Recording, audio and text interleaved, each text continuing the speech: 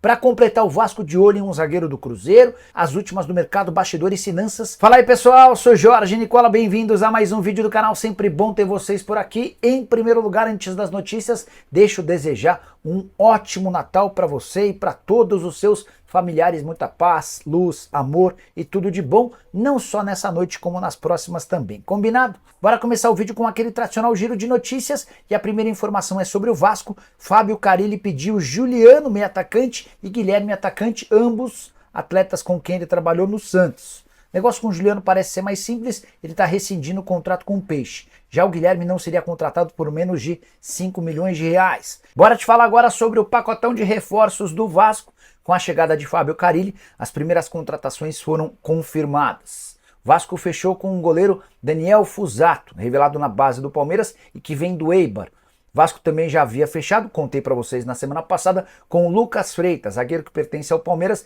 e estava emprestado ao Juventude. Já Tietê, cujo contrato no Botafogo não foi renovado, é outro nome certo para o Vasco de 2025.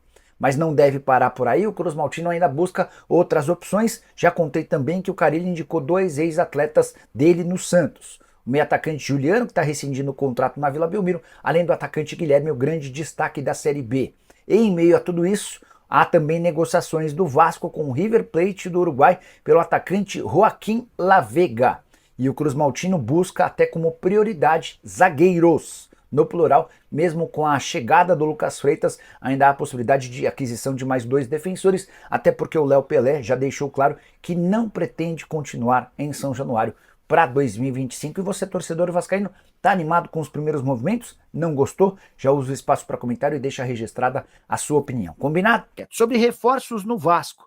Muitas especulações, contei para vocês que o Lucas Freitas tem negociações avançadas com o Vasco. O Lucas é um zagueiro formado na base do Palmeiras. Para falar a verdade, ele é da base do Flamengo.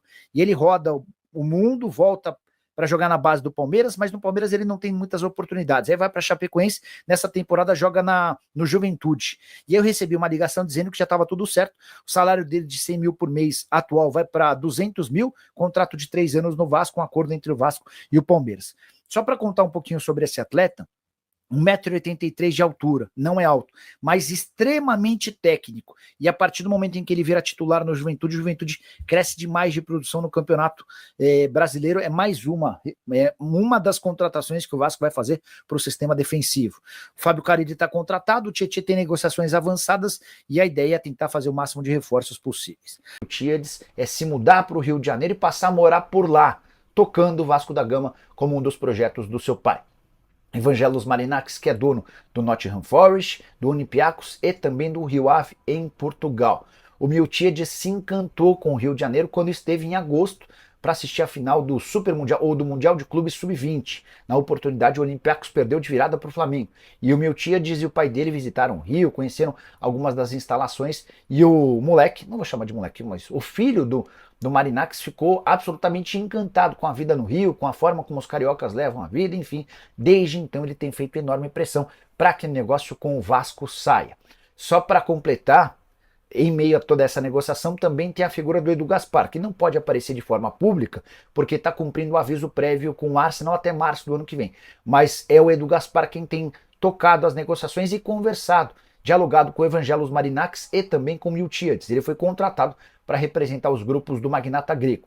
E se depender do Edu Gaspar, o negócio vai acabar acontecendo com o São Paulo. O Edu entende que, por não ter dívidas na base do São Paulo e por ser um celeiro de craques, o São Paulo poderia primeiro se beneficiar demais dessa parceria e depois fornecer jogadores para todos os outros clubes, para o Rio Ave, para o Nottingham Forest e também para o Olympiacos, sendo um grande centro de captação na América do Sul. Bora falar agora sobre Vasco, São Paulo e Evangelos Marinakis, informação exclusiva. Quero contar para vocês que há na família do Marinakis alguém que defende com unhas e dentes o acordo com o Vasco da Gama. Eu me refiro a Miltiades Marinakis, filho do magnata grego, que vai tomar a decisão entre comprar a SAF do Vasco ou se tornar sócio do São Paulo. Há muito otimismo no São Paulo em relação a esse acordo, embora no Vasco ninguém tenha jogado a toalha. O que eu consegui apurar é que o Miltiades tem feito pressão para que o seu pai esqueça o acordo com o São Paulo e compre a SAF do Vasco. Vou acrescentar a ideia do Miltiades. Preciso te contar agora que Vasco e Corinthians estão de olho em um atacante argentino, pelo menos é o que garante um jornalista da Rádio Impacto lá da Argentina. O atleta é Federico Girotti, 25 anos de idade, pertence ao Talleres e está no radar do Vasco e do Corinthians. Segundo o jornalista, ele tem sido oferecido para alguns clubes brasileiros, entre eles o Fluminense. E aquele que demonstrou maior interesse em contratá-lo, ou aqueles, teriam sido o Vasco e o Corinthians com indicação do Ramon Dias. Atleta que tem contrato com o Talleres, na atual temporada 49 jogos, 14 gols e uma assistência. É importante observar que ele termina o ano no Talleres como reserva, tá? Jogador formado na base do River Plate, estreou em 2019 no time de cima. Estou tentando a confirmação com dirigentes do Vasco e do Corinthians a respeito dessa história. Beleza? Desesperador, Fábio Carille, já estou desanimado com o Vasco. Vinícius, vamos lá. Fábio Carille é alguém que vai entregar sistemas defensivos fortes, mas pouca capacidade ofensiva. Eu também não estaria muito animado com o Vasco não, tá? Mas, enfim. Preciso falar agora sobre o Flamengo, que decidiu dispensar Davi Luiz. E esse comunicado aconteceu por meio das redes sociais do Flamengo na tarde desse domingo. Importante contar que o Davi Luiz está bastante chateado com o novo presidente do Flamengo, o BAP, e com o novo diretor executivo de futebol, José Boto.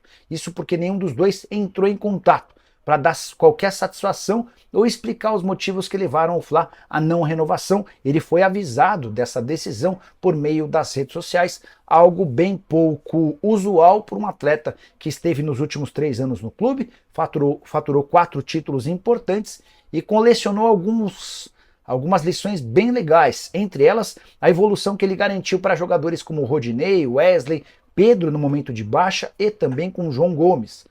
O Davi Luiz é bem mais do que só um jogador, ele ajudava, auxiliava, indicava, corrigia vários dos atletas com dificuldade em relação ao comportamento, profissionalismo. Isso inclusive vinha sendo bastante elogiado. De qualquer forma, a decisão em relação à saída do Davi Luiz está tomada e a partir de agora o zagueiro de 37 anos de idade vai buscar um clube no Brasil. Posso contar para vocês que nesse domingo o Davi Luiz e seu empresário Júlio Taran almoçaram com Marcelo Paz, que é o CEO do Fortaleza. Dá para dizer que o Fortaleza, inclusive, está à frente na briga pelo atleta, que também é pretendido por Corinthians e Vasco da Gama.